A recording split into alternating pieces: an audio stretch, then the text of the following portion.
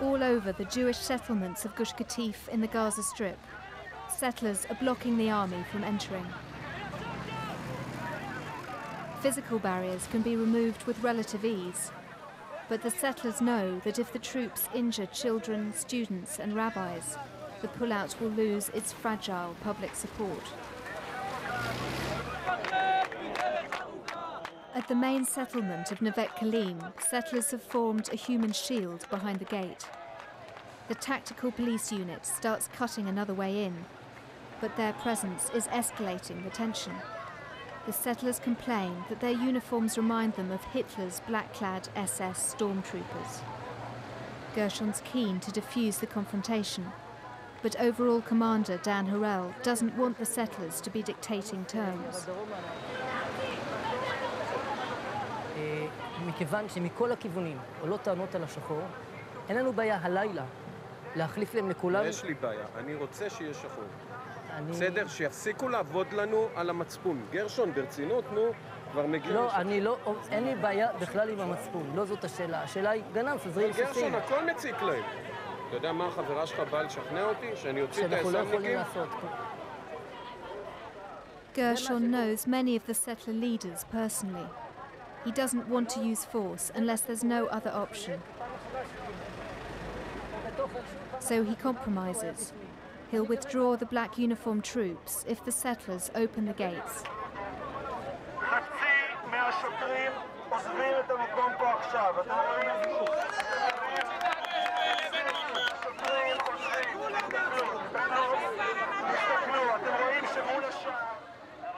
The gate is opened. The trucks carrying containers for the settlers' possessions can now enter Nevet Kalim. Both sides have made some early concessions and stepped back from using force. The settlers have shown their anger, but Gershon's got the trucks through. So now we are achieving our main goal, and this is to try by goodwill, to do what could be done only by goodwill. זה ייקח זמן, זה ייקח סבלנות. מי שקנה כרטיס לראות ויקטורי, לא יקבל את זה, לא היום ולא מחר, וצריך פה הרבה סבלנות, ולי יש.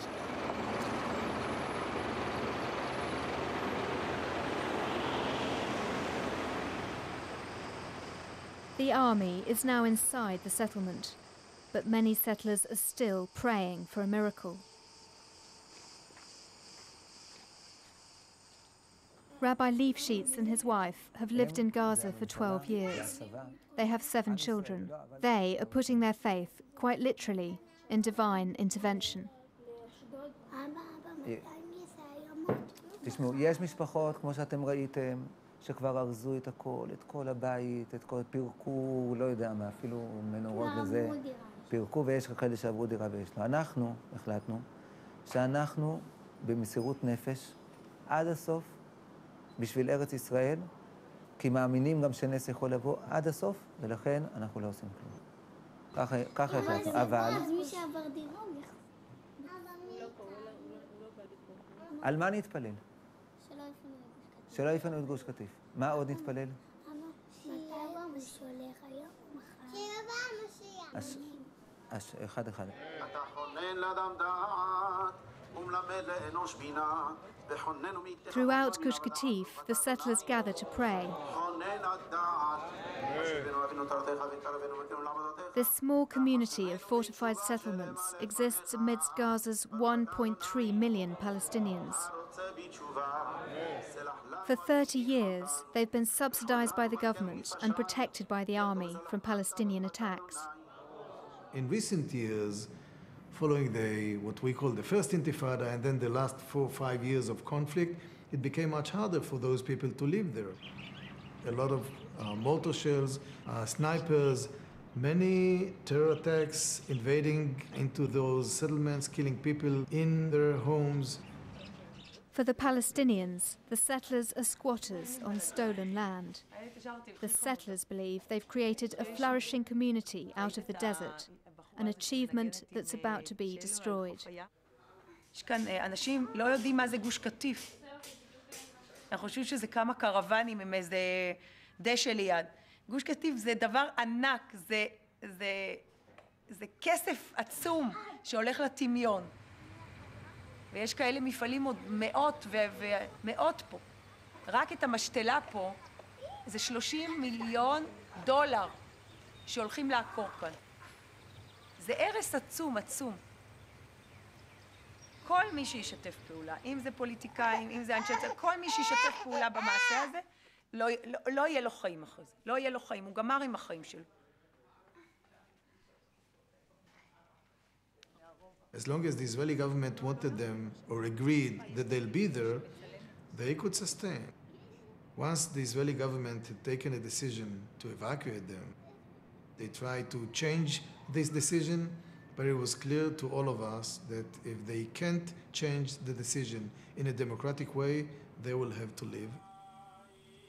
The houses will be destroyed, the people will be evacuated, no one will stay here. We are going to destroy Gush Katif, and in the next week, nothing will stay.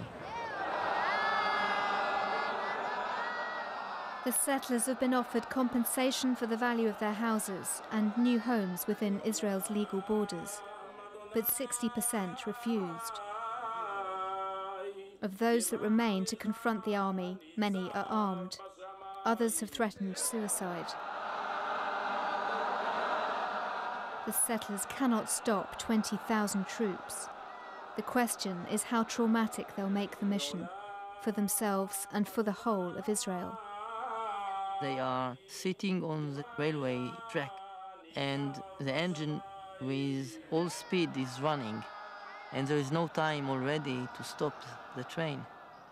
And they have just two choices, either to stay on the tracks, and then the end is very clear, and they'll be responsible, or to jump out.